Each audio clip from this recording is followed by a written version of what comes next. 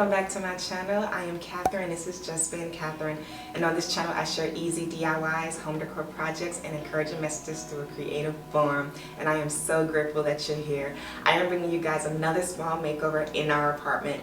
So far we've made over my office, sunroom, our living room, patio. Now we are finally tackling our small dining room. It is long overdue. It's been about 2 years since we have done anything to our dining area. So a little backstory about our dining room. It is basically a box with 3 walls. It is all white, super small, one puck light that has the worst yellow lighting, no windows, and I think we have an entryway, but if you blink you might miss it. Yeah, and it was sort of depressing and really sad in that space. We originally had a dining table and chairs, but we gave it away because we found ourselves moving it from the dining area to our sunroom and back and forth. Just craving for a light and an open area. We found ourselves becoming quite comfortable eating in our living room on our couch at our ottoman. After 2020, we realized how important it was to have intentional conversations, engaging conversations, actually cook meals and sit at a table and spend quality time with one another. This became more than just a makeover for us, but a quest to create something together that we both could enjoy, and we can turn from just a typical traditional dining room into something fun that had a little bit of a lounging / gathering vibe to it. And it's just not any space. We have decided to turn our entire dining room into an indoor bistro. But this one was in collaboration with my husband. So I'm going to walk you through this process, the challenges that we faced, the decisions that we made, how we made them together, and how to tackle those small space problems. Our dining room is the first thing that people see when they walk into our space. There are 3 walls and the proportions quite weird. One wall extends as far as our closet. Other side shares a space with our entryway, which I think is an entryway. And then we have one long and large wall that quite dictates. With every makeover, I like starting with a mood board. I had pink chairs, velvet, marble. When I tell y'all my husband shut that down real fast, every decision that I usually would make in a makeover, he was a part of it. It's not just me that's going to be in this space. So I had to take into account what he wanted. First thing we both agreed on was that the space needed color.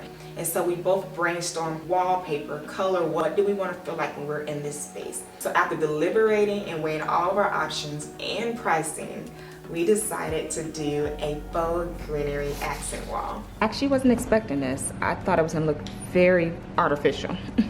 This is a beautiful color. The plan is to put this greenery on this wall. I chose the faux greenery panels that comes in a box of 12 pieces, and each panel is a 20-inch by 20-inch boxwood. All 4 sides of the panels have interlocking connectors. As you see, one has a hollow hole and the other is the ball that goes into that hollow hole. To avoid doing double amount of work, you may have to shift the pieces to make sure they all can lock, because once they do, it's quite hard to remove them, which indicates stability when it's time for it to be hung.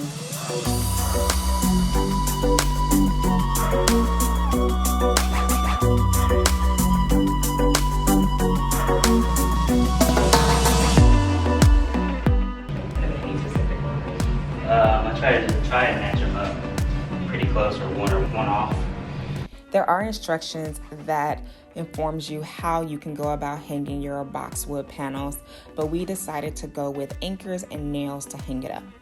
So we just tried hanging this on the wall to see exactly where we wanted to put it, and this is actually a lot heavier to hang up than we thought. So you would definitely need an extra set of hands.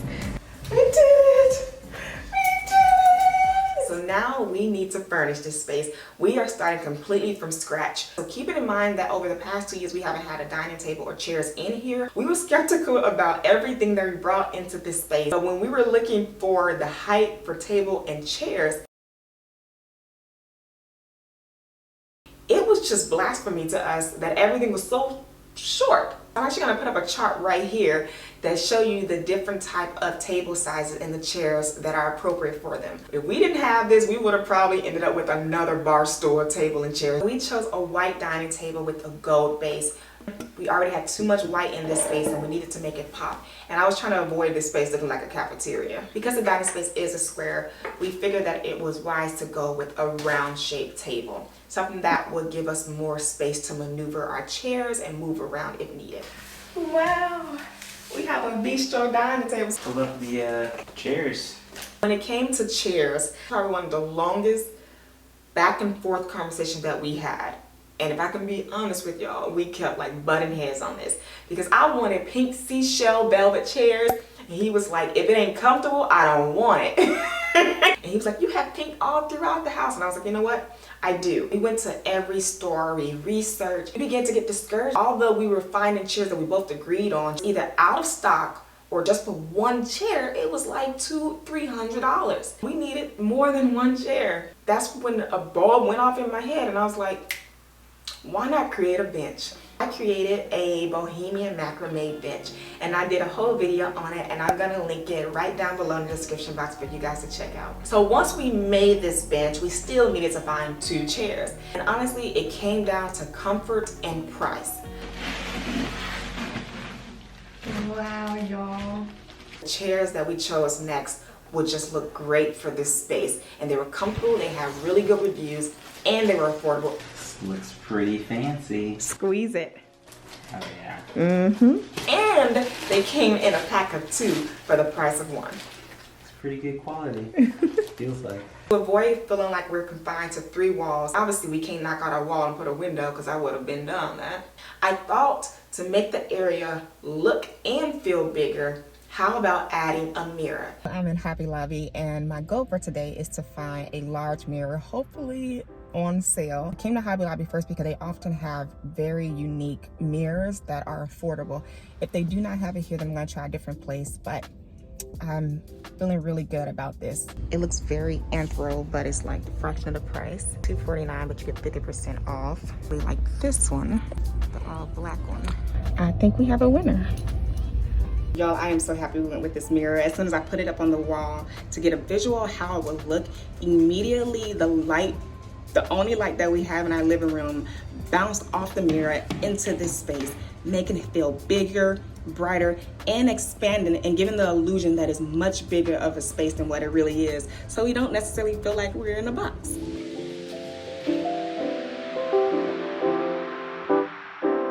So our entryway, I don't even really know if we have an entryway, but I kind of made it into an entryway. I put like a welcome sign there and it held our mail, our keys, my dog leash. Although it was practical, it was messy.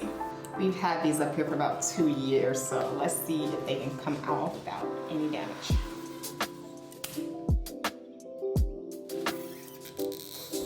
One of the easiest ways to remove scuffs from off your wall is using a magic eraser. I have used this for so many years to get those hard stains off a wall or products, and you just add a little water to it and scrub away those stains.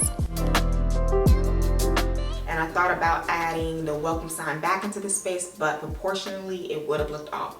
And my husband had a really good idea to put it behind our door. I never thought about using this blank wall. It's about this big. And because we are playing off the theme of a bistro, I wanted to make this entryway a little bit more fun. I have this weekly to-do list that I have for many years, and I thought, instead of it collecting dust, what if we make it into a menu board? So I've been doing this hack for years now, and this idea actually originated from wanting a way to display our meals for the week instead of guessing what we're going to eat for the day or the following day. So I will put on here meals that I will cook, a takeout day, a cheat day, and this was just a really great idea to hold both of us accountable about the meals that we were having that week.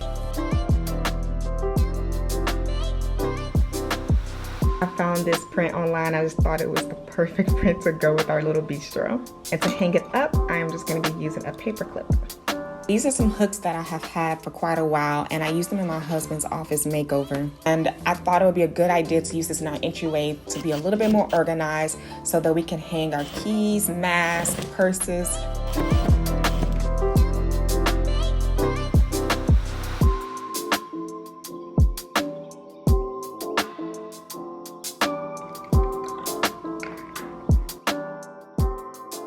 Now that we have the majority of the furniture, the decorations, we still need to tackle the lighting. We could just change the light bulb out and put a natural light in there. But I like to think outside of the box, and you cannot have a bistro without having lights hanging from the ceiling. With this cup hook, I'm gonna hook the light starting here, going over there, back to this wall, back here. So think of a giant M laying down. And I'm letting them droop however they may. Like, I don't really want them to be perfect at all. I don't fit into your box, beauty queens without no flaws. You can do better, I dare you to be wilder.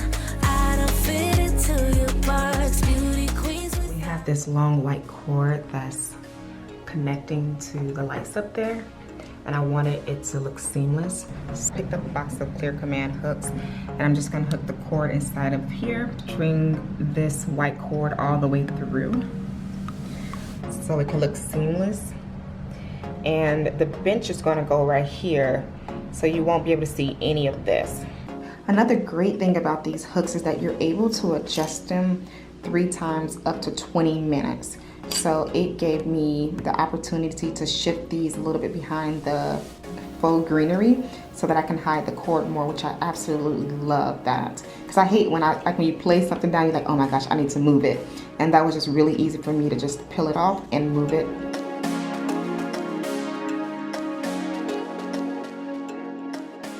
Both thought we loved the space without a rug in it, but we found that once we added this rug, it just made the space eclectic, warm, and even more cozy, y'all.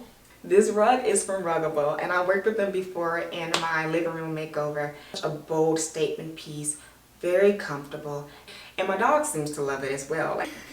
But this will help us also section off this dining room since it is opened up to the rest of our home. Now we're at the part where we can begin styling and decorating this space. I found this beautiful large tapestry on Society6 website, and there are a lot of artisans who could put their drawings and art prints on this website. So I found this tapestry that has 1 Corinthians 13:4-7. And many of you guys may know this Bible verse, but it talks about what love is. One thing that I wanted to have in this space was a reminder that our home is foremost our first ministry. Love is patient, love is kind. It does not envy, it does not boast, it is not proud, it does not dishonor others, it is not self-seeking, it is not easily angered, it keeps no records of wrong. Love does not delight in evil, but rejoices with the truth. It always protects, it always trusts, always hopes, always perseveres.